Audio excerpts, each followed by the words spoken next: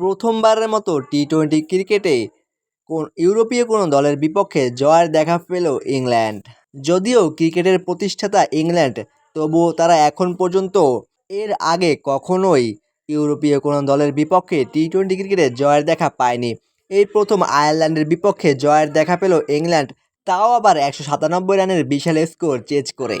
England বনাম আয়ারল্যান্ডের মধ্যকার 3 ম্যাচে টি-টোয়েন্টি সিরিজের প্রথম ম্যাচে ইংল্যান্ডের বিপক্ষে আগে ব্যাট করতে নেমে মাত্র 3 উইকেট হারিয়ে 196 রান সংগ্রহ করে আয়ারল্যান্ড, যেখানে আয়ারল্যান্ডের হয়ে 34 রান করেন অধিনায়ক স্টার্লিং, 26 রান করেন রোস অ্যাডায়ার ও 61 রান করেন হ্যারি টিক্টর এবং 55 রান করেন লরকান ট্রাকার। 197 রানের লক্ষ্য তাড়া করতে নেমে মাত্র 17 ওভার 4 বলে 6 উইকেট হারিয়ে জয়লক্ষ্যে পৌঁছে যায় ইংল্যান্ড, যেখানে ইংল্যান্ডের হয়ে সর্বোচ্চ 89 রান করেন ফিল সল্ট ও 28 রান করেন জস বাটলার এবং 27 রান করেন স্যাম কারান, এবং আয়ারল্যান্ডকে 4 উইকেটে হারিয়ে প্রথমবারের মতো ইউরোপীয় কোনো দলের বিপক্ষে জয়ের দেখা পেল ইংল্যান্ড।